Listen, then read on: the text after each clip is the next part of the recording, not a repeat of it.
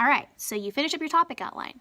You're ready to start your sentence outline. This video is going to tell you exactly what to do so that you can get started and be successful.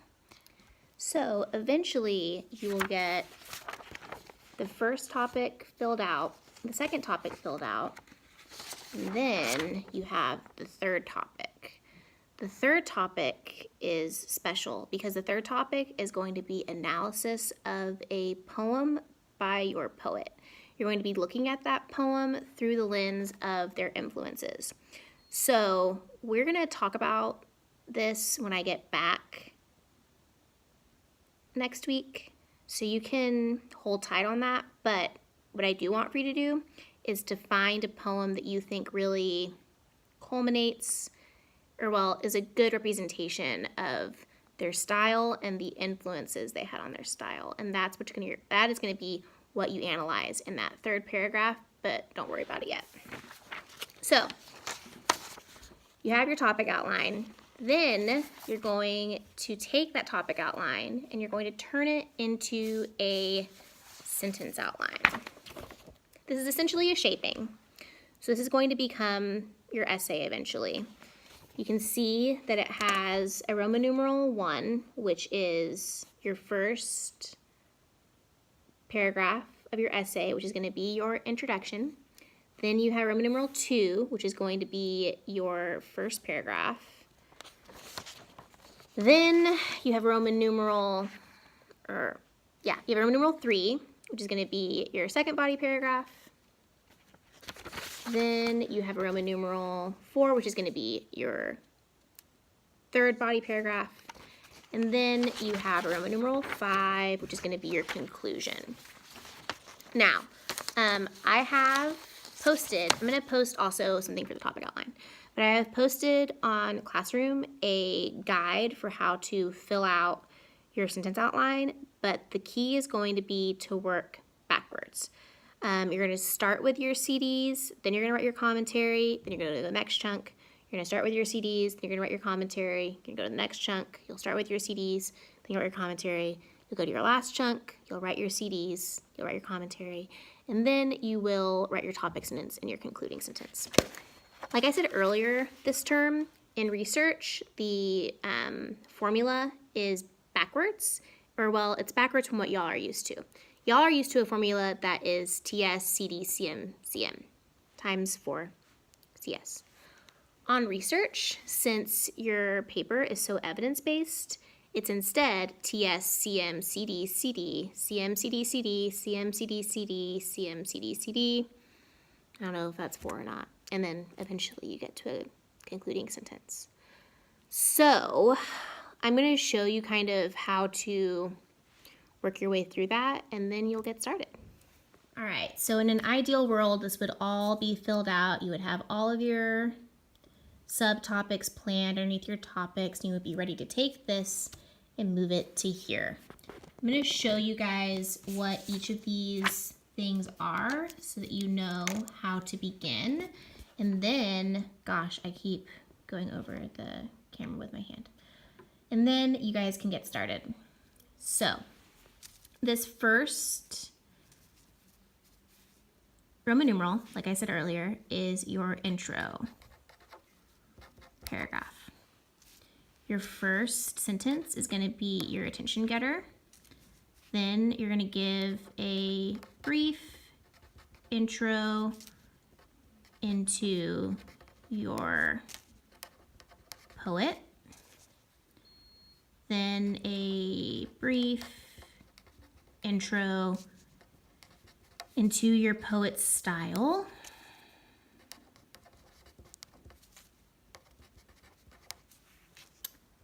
And influences. Then you're going to have your thesis. Now, after you've planned out all of your topics on your topic outline, you're going to write your thesis statement.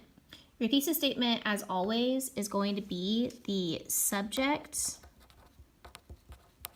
of the essay plus your opinion.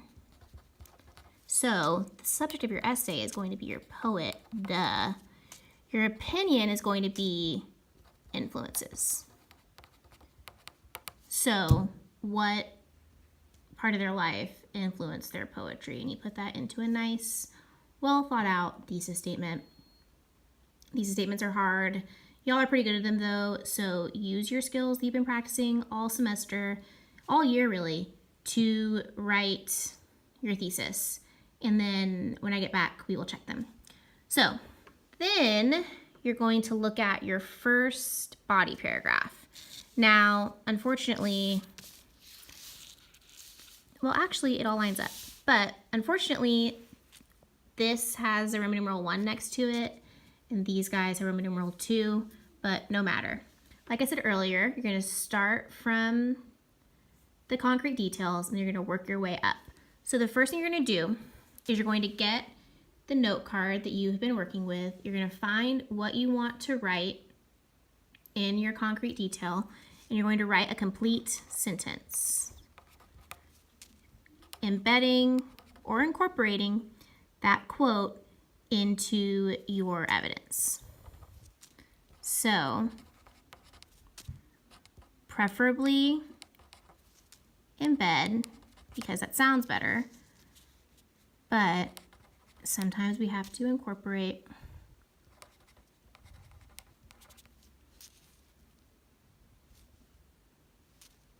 Just remember, no stand alone quotes, no quote dumps. Then here, you put your parenthetical documentation, which is going to be your author's, well, the author of the article you've read, their last name, or in the page number, or the article title, or just the author's last name, whatever is on the bottom right-hand corner of your card. Are you starting to understand why the cards are important and why I was so specific about them yet? They're pretty important. Then you have your next concrete detail that you write using the next card that you planned. And obviously, if you get to your concrete details and you realize, oh, what I have planned doesn't really work, or maybe I want to use a different card here, that's totally fine. You can also, even if you're desperate enough, go back into the articles that you picked and find different quotes, because maybe you realize something later didn't work. Like, we're flexible, we can deal with that. But basically, you want to write down your 2 concrete details, explaining the card, putting it into context with your own words. Then you take those concrete details and you decide, okay, what's my commentary going to be? Before I move on to the commentary, some of you have paraphrased information on your cards. If you want to use your paraphrase stuff, which I am okay with, but I prefer you use quotes. But if you want to paraphrase, which means to put it in your own words and not use quotes, you're limited to 2 paraphrased CDs per paragraph.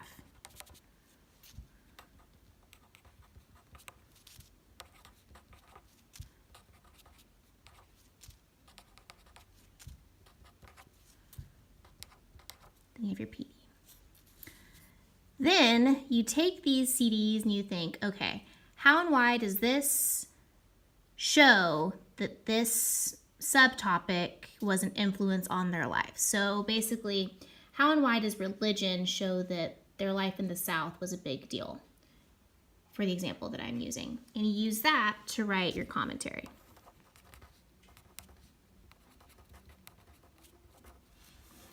Then you go on to the next one, you write your CD, you have your PD, your parenthetical documentation, and then you have your commentary. And you keep that going until you have finished the body paragraph. So this would go on to the next page all the way through D, because you have 4 chunks per body paragraph. After you have written all of your chunks, you write your topic sentence, which outlines the evidence, and then you write your concluding sentence, which wraps up your commentary.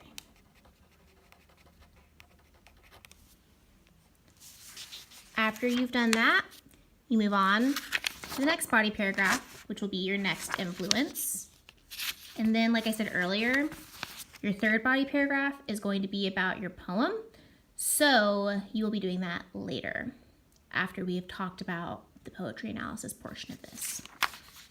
All right, so here's the thing. You're not going to know if you get it until you start trying to do it. So basically, you just got to get started. You'll figure out really quickly if you understand what you're doing or if you're totally lost. If you're totally lost, ask a friend for help.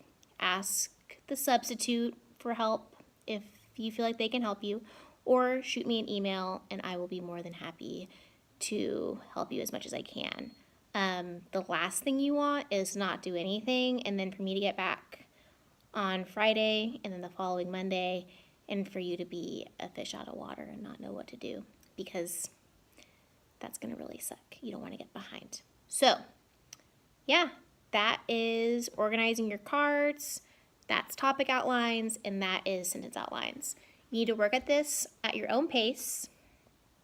You need to work on this on your own. So basically you watch this video and then you get started. And once you have finished your topic outline, aside from the third topic, which is going to be about your poem, you are going to turn that in. Or well, you're going to have Miss Harper check it. And then after that, you're going to start working on your sentence outline. And then when I get back, I'm going to check the sentence outline. Both of these things are going to be summative grades. So they're important. All right? Love y'all. Bye.